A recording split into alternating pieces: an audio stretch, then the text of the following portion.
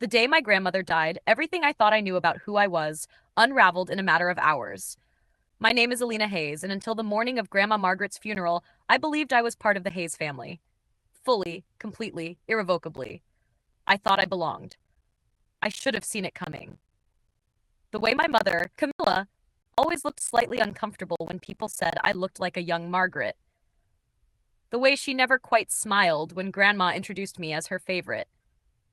But I was too busy being the devoted granddaughter, the one who drove up to the countryside estate every weekend, even as Margaret's health declined and others stopped visiting altogether. While they went on vacations and hosted cocktail parties, I was the one holding her hand. The funeral was held exactly how Grandma would have wanted, simple but dignified. In the garden of her sprawling estate in Willow Ridge, surrounded by white lilies and climbing ivy, a string quartet played Vivaldi softly in the background as summer's golden light bathed the yard. I stood quietly near the edge of the gathering, watching my cousins, Fiona and Amelia, dab at their mascara with monogrammed handkerchiefs. My mother, ever the poised socialite, fluttered from guest to guest, her voice sweet, her eyes calculating. Such a shame, Fiona kept repeating, but at least the estate will stay in the Hayes family.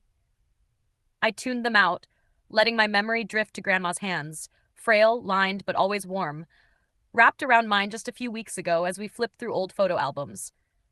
You're the only one who sees me, she had whispered. You come because you care, not because of what you hope to gain. After the service, as I gathered my purse and scarf near the coat room, my mother appeared at my side like a shadow. We need to talk, she said with no pretense of grief. She guided me into Margaret's study, still faintly scented with lavender oil and old paper. You won't be attending the will reading tomorrow, she said, closing the door behind her. What? I blinked. It's for family only. I am family. She hesitated just a second before lowering her voice. No, Alina, you're not. You're adopted. We brought you home when you were 6 months old. Margaret knew, of course, but we all agreed it was better this way. I felt the floor shift under me. You're lying. She reached into her bag, pulled out a folder. These are the adoption papers. I never wanted to tell you, but now it's necessary. You've had a wonderful life. We gave you everything. But when it comes to the inheritance, well, the estate must stay with blood heirs. I'm sure you understand.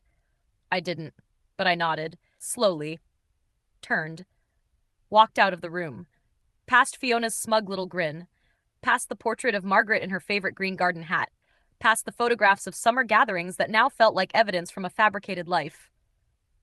That night, alone in my apartment in the city, I pulled out the lockbox from beneath my bed. Inside were the things I kept close: my birth certificate, school photos, scribbled notes from Grandma.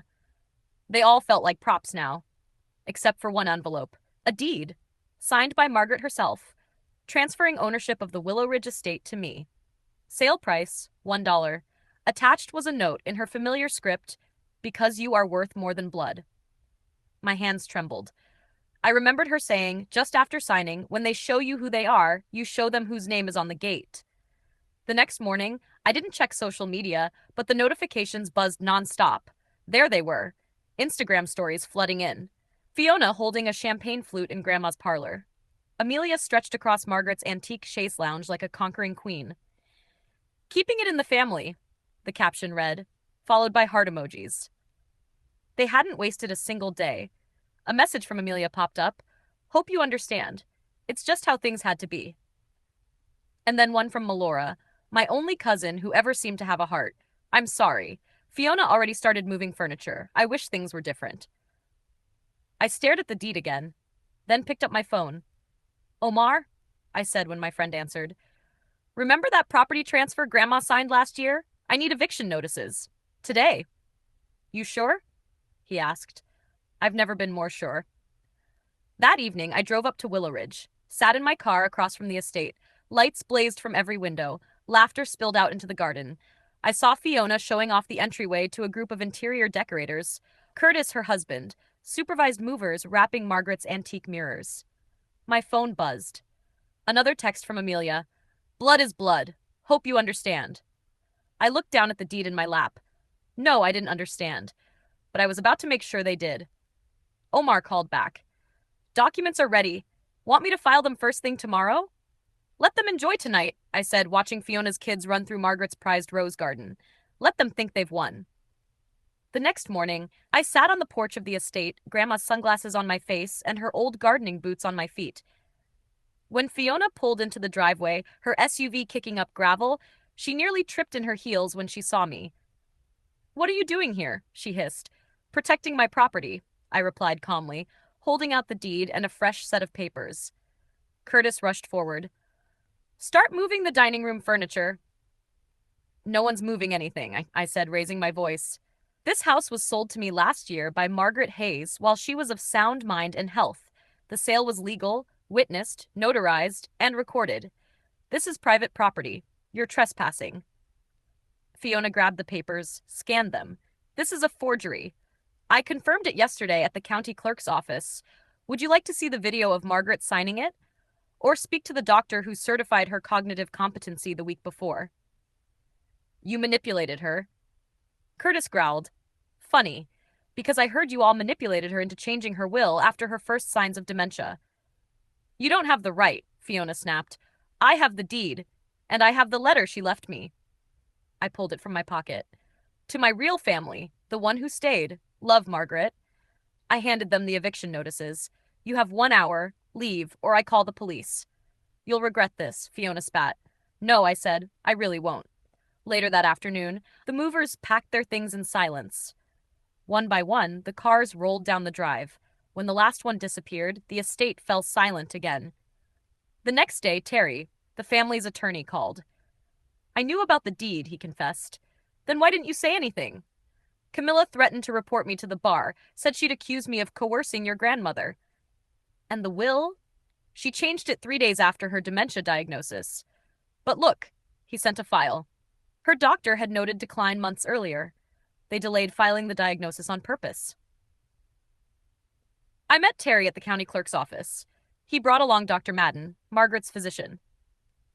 "She was already struggling by January," Dr. Madden explained, "but Camilla and Fiona pressured me not to file the official report until March." "And after the will?" "They wanted me to backdate the diagnosis, to make it look like she was incompetent when she gave you the house. I refused." Dr. Madden handed over a USB stick. Every phone call, every visit. I recorded it all. While we spoke, Rachel, my college friend, texted, "Someone's at the estate, trying to get in." I raced back to Willow Ridge. Curtis and 2 men were prying at the side door. "This is trespassing," I said, phone recording. "Back away now." Omar arrived moments later with a restraining order. "Step foot on this land again and you'll be arrested." That night, Melora messaged, "I left something for you in the mailbox." It was a flash drive. Security footage from 2 days before the will signing. On it, Fiona and Camilla stood over Margaret as she hesitated with the pen. "But Alina," she began. "Isn't real family," Fiona interrupted. My mother guided her hand to sign. I felt sick. The next morning, I walked into probate court. Terry beside me, Fiona, Camilla, and their lawyer on the other side. The judge, stern, gray-haired, reviewed everything. "You're contesting a deed signed before any cognitive issues arose?" Fiona's lawyer stammered. Terry stood. "Your Honor, we have proof they conspired to delay Margaret Hayes' dementia diagnosis to manipulate her into changing her will. Here are the call logs, recordings, medical reports, and security footage showing coercion." I stood, voice steady. "I was there every weekend. I cooked her meals, read to her when her eyes failed, drove her to appointments they canceled. I earned her trust. I earned her love. That's why she gave me this home." Melora stood, trembling. "They blocked care, isolated her. I have the records. They planned it all." The judge frowned, her voice cutting through the silence. "The deed stands, and this case is being forwarded for criminal investigation. Consider this court's decision final." Outside the courthouse, Fiona grabbed my arm. "You'll ruin us." "You ruined yourselves. You're not family." "No," I said, pulling away. "I'm something better. I'm the one she chose." Back at the estate, Rachel brought coffee and a newspaper. "You're on the front page." Terry arrived with architectural plans Margaret had drawn up, a library, an art center, a place for the community. "She dreamed of this," I whispered. "Let's make it happen," Omar said. Melora brought over Margaret's old art supplies. Lisa dropped off photo albums from the attic. One picture stood out, Margaret holding a baby. On the back, her writing, "Family is not blood, it's heart. I chose Alina." Weeks later, the transformation began. Painters, librarians, volunteers filled the halls. We named it the Margaret Hayes Community Center. On the new sign by the front gate, carved in bold letters, "Where love builds legacy." Margaret knew, and now so did the world.